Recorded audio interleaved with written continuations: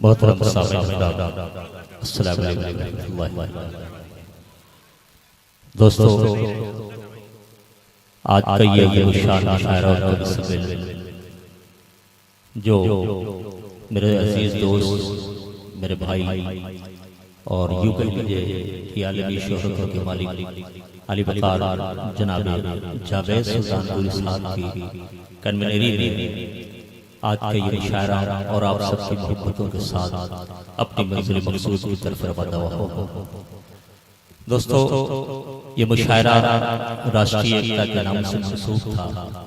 باتیں بہت کہنی تھی، بہت کچھ سننی تھی، اور میں مبارکباد پیش کرتا ہوں علی وقار جناب جاوید سلطان پوری صاحب کو کہ جنہوں نے ہندوستان کے ایسے ایسے جواہر پاروں کو، ایسے ایسے قیمتی ہیروں کو اکٹھا کر کے آپ کس دائرے پر بہار میں انہوں نے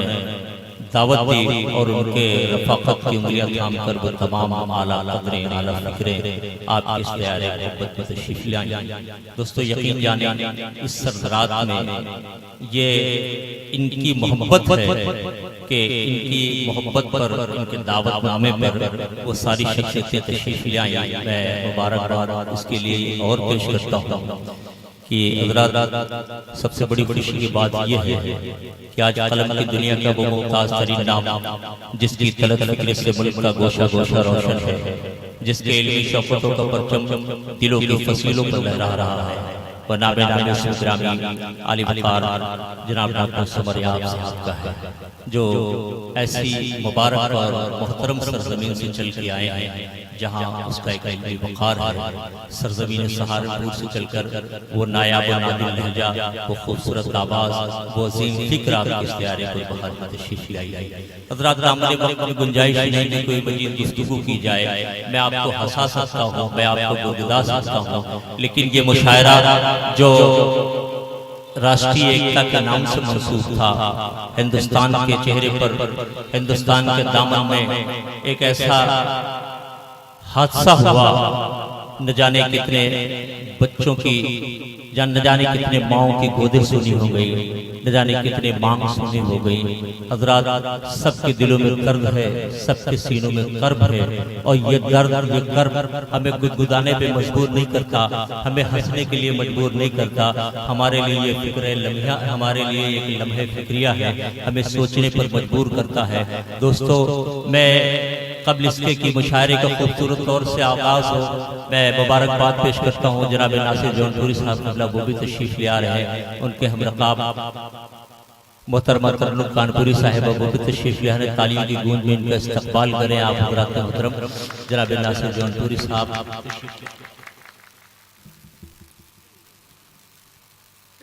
دوستو، آج جو ہمارے ہاتھ میں فہرست دی گئی ہے اس میں جناب عارضی سلطان پوری صاحب، جناب وفا سلطان پوری صاحب، جناب ساحل مبارک پوری صاحب، ارشد قمر اعظمی صاحب، مظہر اعظمی صاحب، ساجد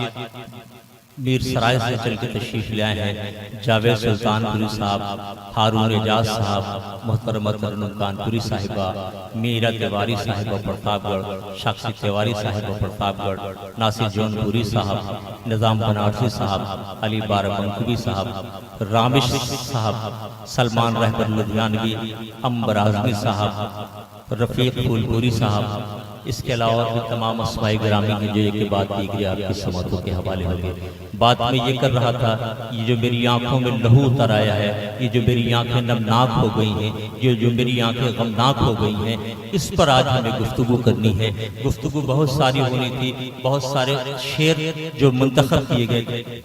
دوستو،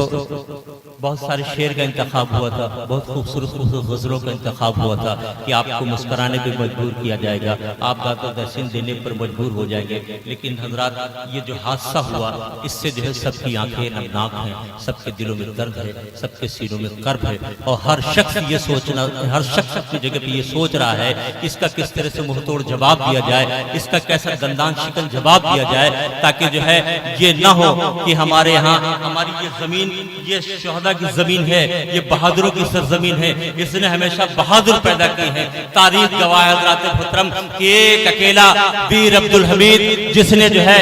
پاکستان کے اس ٹائم کو توڑ دیا ہے جس کو توڑنا ناممکن تھا، سب نے جو ہے ہاتھ اٹھا دیے تھے اور یہ کہہ دیا تھا کہ اب ہماری شکست قریب ہے، لیکن ایک جوان اٹھا اور اٹھ کے اس نے یہ بتا دیا کہ یہ ایسی سرزمین ہے جس نے بہادروں کو جو بہادر پیدا کرتی ہے، یہ کبھی بنجر نہیں پیدا کرتی ہے، یہ کبھی کانٹے نہیں پیدا کرتی ہے۔ ایک نوجوان کی طاقت اتنی تھی، ایک شہید کی طاقت اتنی تھی، اس نے وہ کھڑا ہوا اور کھڑا ہو کے بتا دیا کہ میں ایک اکیلا ہی کافی ہوں۔ ایسے ہزاروں جو ہے ویر عبدالحمید ہندوستان میں پڑے ہوئے ہیں، ضرورت پڑے گی تو وہ اپنے سر کی، اپنے تن کی، اپنے دھڑ کی بازی لگاتے ہوئے نظر آئیں گے۔ دوستو، پلوامہ کے شہیدوں کی جاگیر نہیں دیں گے، پلوامہ کے شہیدوں کی جاگیر نہیں دیں گے، ہم جان تو دے دیں گے، کشمیر نہیں دیں گے۔ پلوامہ کے شہیدوں کی جاگیر نہیں دیں گے، ہم جان تو دے دیں گے، کشمیر نہیں دیں گے۔ بھارت کے ترنگے کی سوگند ہے ہم کو، کشمیر تو کیا اس کی تصویر نہیں۔ بھارت کے ترنگے کی سوگند ہے ہم ان کو، کشمیر تو کیا اس کی تصویر نہیں دیں گے۔ حضرات، آج آپ کو اسی طرح کے شعر سننے ہیں، آپ کو اپنی لہو کی حرارت کو برقرار رکھنا ہے اور ایک ایک شخص کو اتنی محبتوں سے نوازنا ہے۔ یہ جو جواہر پارے، یہ خوبصورت آوازیں، معتبر لہجے جو آپ کے دیار پور بہار میں تشریف لے آئے ہیں، کل یہ جہاں سے نکل کر ہندوستان کے الگ الگ اضلاع میں جائیں گے، اور جب جائیں گے تو یہ تاثر لے کے جائیں کہ میں جناب جاوید سلطان پوری صاحب کے بلاوے پر آپ کے اس کھنڈورہ کے علاقے میں گیا تھا، صاحب ایسی محبتوں سے نواز رہے تھے وہ کہ ان کو سلام کرنے کو جی چاہتا ہے۔ آئیے اتنی گفتگو کے بعد تمام وہ مہمان شاعر